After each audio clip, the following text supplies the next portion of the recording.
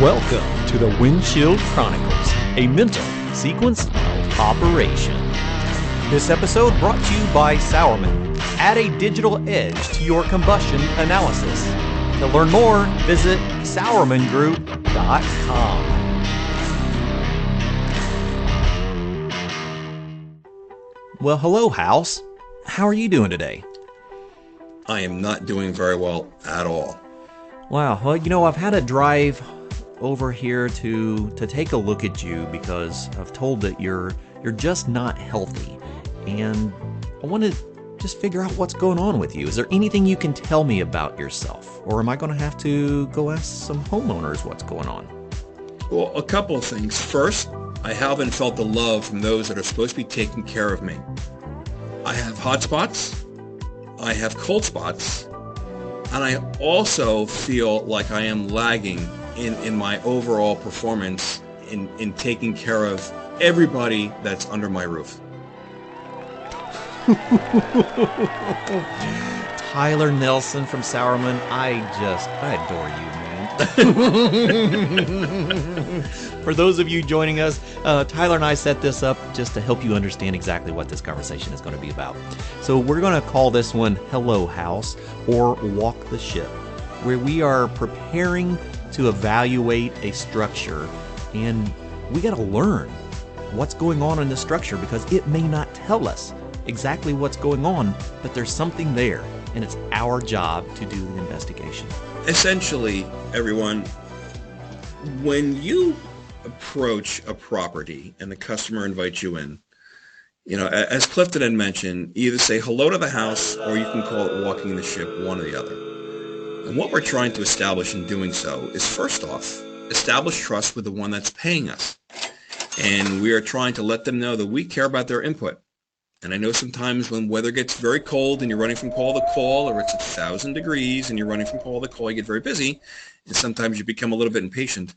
But if you just pause for a second, keep that relationship in perspective, and ask the appropriate questions, you might be surprised. Because though you're sent there to work on one thing, the customer might say to you, by the way, I'm having this problem, and this problem. Or you ask them, in reference to our little role play that we did, are you having issues with airflow? Is your master suite always hot and the kids are always cold in the summertime? Are you having other challenges in there? Is your system shutting off prematurely? Do you think it should still be running? Is this are you beautiful smelling woodwork something splitting? Exactly. Are your seams in your hardwood floor separating because conditions are drying out, because no one's taken the time to actually service a humidifier, let alone put it on? Right. It's, your humidifier is not on there as a nice little ornament that's attached to your ductwork. It's actually there for a function. That's right. And it's a is that serviceable being item. missed? Exactly. Is that being missed? So it is my opinion, and obviously it's Clifton's as well, that if we take a second and pause, we ask the customer some additional questions to get some additional information, it's going to make for a much smoother diagnosis, a quicker service call, and build rapport with the customer. It's like your doctor when you go in for your physical. Not only is your doctor going to do your physical, but they're going to say to you, anything bothering you, anything I need to know. Right. Because they're going to... Can. Exactly, and you're going to go after those obviously larger suspects first, and then you can attack what you're also sent there to do. And if need be, you make a secondary appointment. But at least everyone gets heard, because at the end of the day, whether we're talking about HVAC or life in general, everybody wants to be heard and everybody wants to be understood. Yeah, exactly.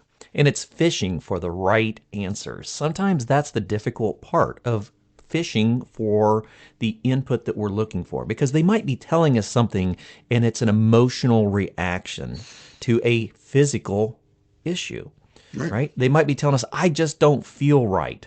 This house just doesn't feel good. Well, what does that mean? Let's learn about this house a little bit. Tell me how your sinuses are doing. Are you getting dry, bloody noses?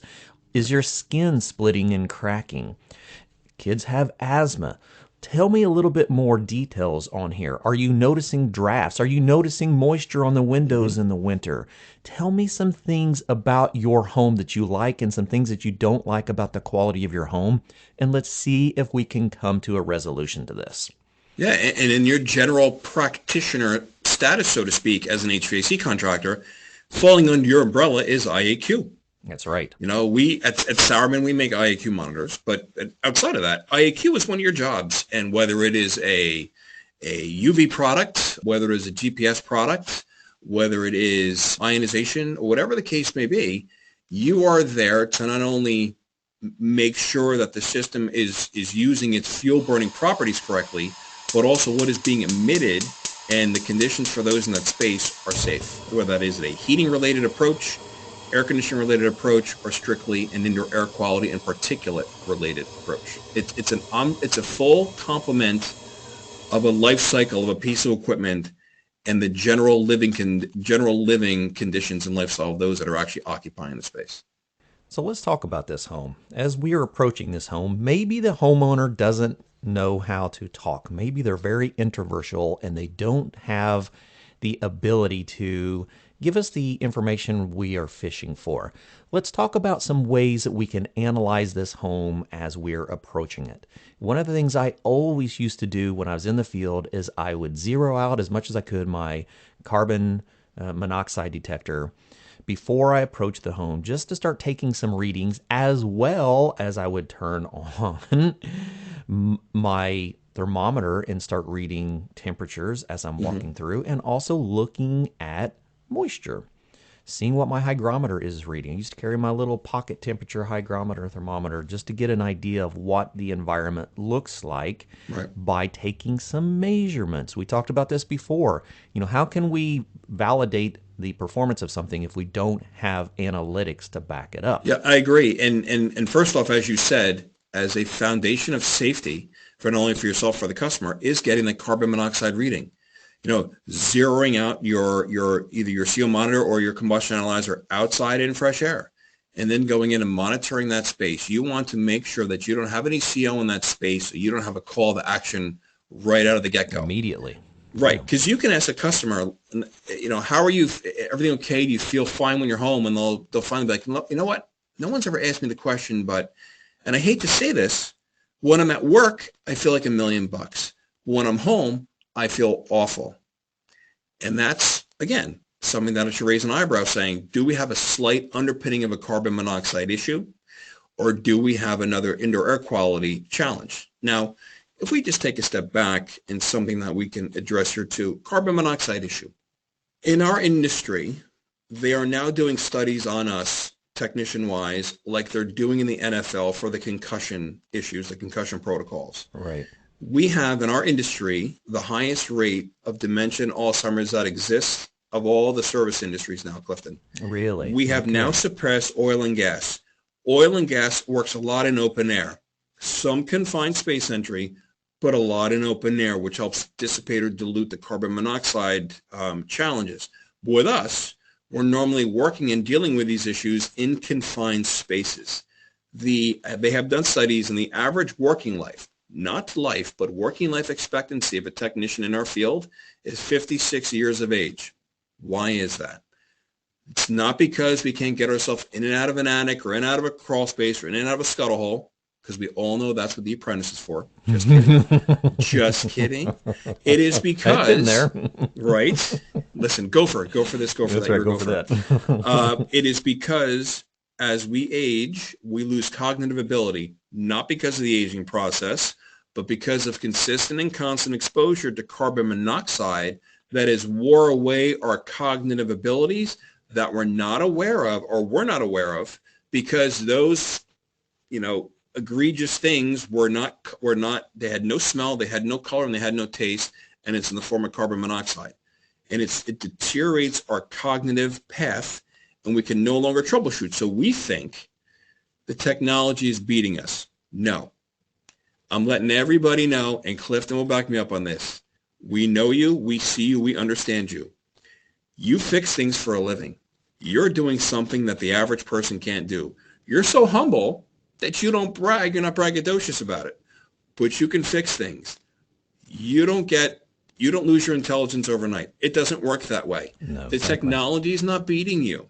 It's your cognition that enables you to troubleshoot, deduce, and use your own analytical mind.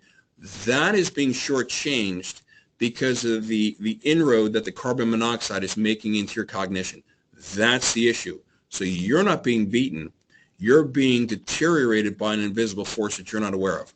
Once you start either wearing a personal monitor on yourself or using an analyzer as a carbon monoxide detector, you are a personal seal monitor, you are going to be much better off. And to fall prey to relying on what the customer has to protect you from carbon monoxide is a mistake.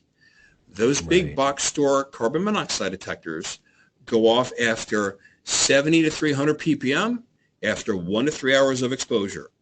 All you get is 9 ppm over 24 hours and 35 ppm over 8 in an office environment. Wow. Far exceeding when those devices are going to pick up. Yeah. So if you're relying on what a customer has, you're handing your health over to somebody who chances are handed their health over to the lowest bidder. And when you hand your health over to the lowest bidder, it normally doesn't work out well for you. So take personal responsibility for yourself, your earning capabilities, and the care of your customer, and monitor that environment when you first get up there. Man, such an important thing. You know, even with me and my years out in the field, that was never something we actually talked about. It wasn't something we brought up. It wasn't until later in my professional career and started spending time with people like yourself who live these realities every day and understand the results that have really opened my eyes. I was hanging out with Bob Dwyer at the National HVACR Education Conference just talking about this. And, Bob wears a personal CO monitor everywhere he goes. Mm-hmm. And it's amazing, even in large open areas, CO levels that are present and CO2 levels, which I would have never imagined. We were at a large expo earlier this year. A lot of people weren't feeling the best from it. Most of us that went came back with some kind of a congestion issue. And as we were having a follow-up discussion about this, he's like, here's what the actual CO readings and the CO2 level readings were. And CO2 readings were like 10,000 parts per million. And we're like, wait a minute. Could it be the air that we're breathing that is causing our physical ailments that us professionals try to preach to people that we're not following ourselves? And it just really changed my perspective on personal monitoring of my environments. Yeah, I mean, look at last year, a year ago, almost to the day, where those 3 people died at the Sandals Resort in the Bahamas. Yeah. It's a tropical resort. Tropical resort. My friend, they're not putting heat on there. It's a tropical resort. It's 85 to 90 every day. Yeah. These people all died, not from alcohol or not from anything else, from carbon monoxide poisoning. Yeah. And now after that, every time you turn around, there's a carbon monoxide detector in that facility now. And they made that uniformly, from what I understand, throughout all the rest of their franchise. Yeah. But it was carbon monoxide that did it. Wasn't the alcohol, wasn't too much sun, wasn't anything else. It was carbon monoxide. I had a conversation. Actually, Chris Hausschultz was on one of our podcasts earlier on in our episodes, and she brings to us the reality of that. Both of her parents succumbed to carbon monoxide from an improperly installed pool heater at a hotel. And it happens at hotels all the time, yeah. Yeah, it unfortunately, because they're, like you said, the monitoring systems, if a monitoring system is implemented, is not the levels that we would anticipate. It's long-term exposure. It's not short-term exposure. And it gets its hooks into you. Yeah. And if you allow it to you don't give it the chance to release its hooks into you, those hooks become tighter and tighter and more a part of you. And that's where it starts the wearing away of your neural capabilities and your cognition. Wow. So a different perspective to soften our senses a little bit and be more receptive to the environment that we work on and be aware of our conditions. If we think about some of the stories, we always joke about the mechanic who drives the the most ill-prepared vehicle. Yeah. Well, are we working in the most ill-prepared environment because we're just assuming scenarios without actually validating those scenarios? So very, very, very, very good perspective to have, Tyler. Yep, thank you. And to take it one step further, when we're going up to a property, when we're evaluating for carbon monoxide, you might diagnose an issue that you were never sent there to diagnose. Yeah, exactly. They could have, and just so everybody knows, your 2 most common sources of carbon monoxide in the space are going to be water heaters and then stoves and ovens. Right. It's not going to be the furnace or the boiler that is going to be the leaching part of that, especially when it's not running, but it's going to be the water heaters that can leach it, and it's going to be the stove or the ovens.